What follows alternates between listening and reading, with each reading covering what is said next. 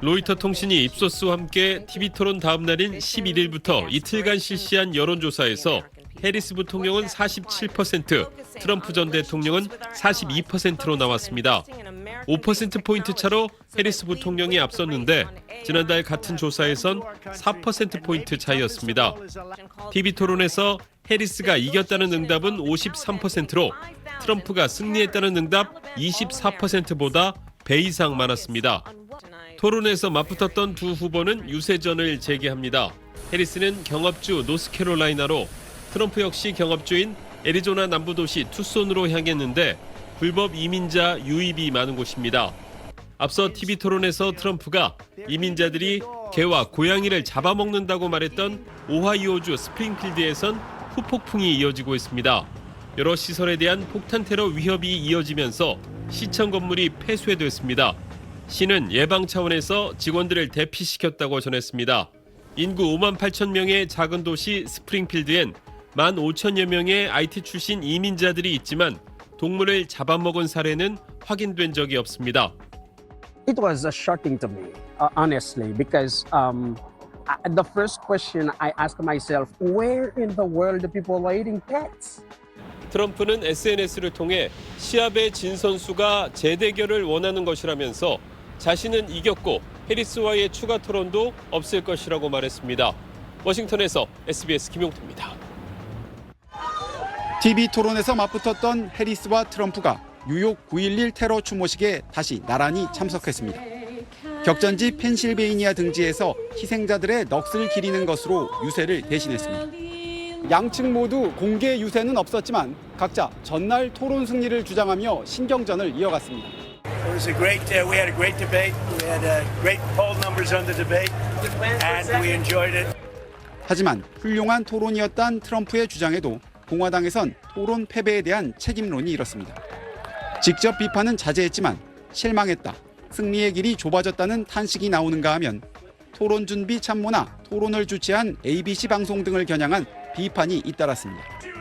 반면 토론 후 대선 승패를 가를 중도층에서 호감도가 30%에서 48%로 껑충 뛴 해리스 진영은 한껏 고무됐습니다. 토론 뒤 하루 선거자금 모금액으로는 최다인 577억 원이 쇄도했습니다. This is such a close election. Even a small effect can turn out to matter enormously. 인스타그램 팔로워 2억 8천만 명인 팝스타 테일러 스위프트 지지 선언도 발빠르게 활용하고 있습니다. Are you ready for it? 스위프트의 지지글에 그녀의 노래를 삽입한 짧은 영상으로 젊은 층 표심을 자극하는가 하면 그녀를 연상시키는 팔찌를 내놓아 완판시키기도 했습니다. SNS에 가짜 스위프트 지지 영상까지 퍼올렸던 트럼프는 스위프트가 대가를 치르게 될 거라고 으름장을 놨습니다. 트럼프 지지 선언을 한 테슬라 창업자 일론 머스크는 스위프트를 향해 당신이 이겼다, 아이를 죽였다며 성희롱 발언을 해 비판을 샀습니다. 워싱턴에서 SBS 남승모입니다. Well, I've seen people on television. Let me just say here, this is The people on television say my. 미 대선 TV 토론에서 트럼프 전 대통령이 진행자와 설전을 벌인 장면입니다. 이 발언 때문입니다. In Springfield, they're eating the dogs. The people that came in, they're eating the cats. They're eating the pets. 토론을 주최한 ABC 측이 즉각 시에 확인한 뒤 근거가 없다고 지적하자 트럼프 전 대통령이 발끈한 겁니다. 해리스 부통령은 어이가 없다며 고개를 흔들었습니다. Talk about extreme. 팩트체크에 나선 CNN은 오하이오주에서 한 여성이 고양이를 잡아먹어 체포된 사건이 있긴 했다며 경찰의 바디캠 영상을 공개했습니다. Did you eat it? No, why'd you kill it? 하지만 이 여성은 이민자가 아니었다고 CNN은 확인했습니다. 그럼에도 이민자들을 향한 트럼프와 공화당의 공세는 거세지고 있습니다. 애리조나주의 한 고속도로엔 고양이 좀 덜 잡아먹으라는 내용의 대형 광고까지 등장했습니다. 트럼프 전 대통령이 언급한 스프링필드는 최대 승부처로 꼽히는 러스트벨트 한가운데 있는 소도시입니다. 쇠락한 중공업지대로 물가가 저렴해 인구 5만 8천여 명 가운데 1만 5천여 명이 IT 출신 이민자입니다. Some of them are talking about leaving Springfield. Some of them are scared for their life. it's a little bit tough for us. 미 대선 최대 이슈인 이민 정책의 상징으로 떠오르면서 스프링필드 이민자 사회는 비상이 걸렸습니다. SBS 김영아입니다.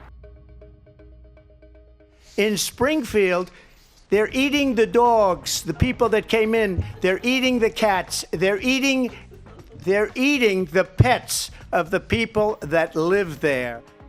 미국 대선 후보 TV 토론에서 가장 기괴한 발언으로 꼽히는 이 장면. 토론을 중계한 ABC 뉴스도 곧바로 이 발언이 거짓이라고 보도했습니다.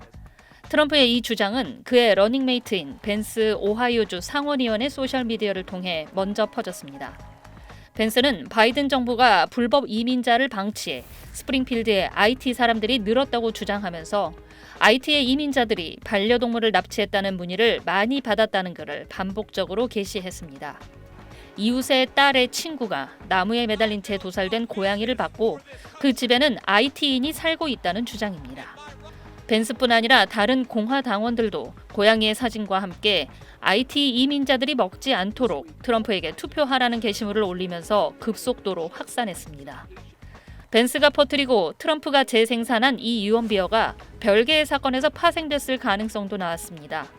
워싱턴 포스트는 스프링필드가 아닌 다른 지역에서 한 여성이 고양이를 고문하고 살해했다고 보도했는데 당시 용의자는 IT인이 아닌 오하이오주 출신자로 드러났습니다. 미국 정치 전문 매체 더 힐은 토론에 등장한 이 발언을 두고 트럼프 최악의 순간으로 꼽았고 MBC는 오늘날 미디어 생태계에서 잘못된 정보가 빠르게 퍼지는 과정을 보여줬다고 지적했습니다. SBS 정경인입니다.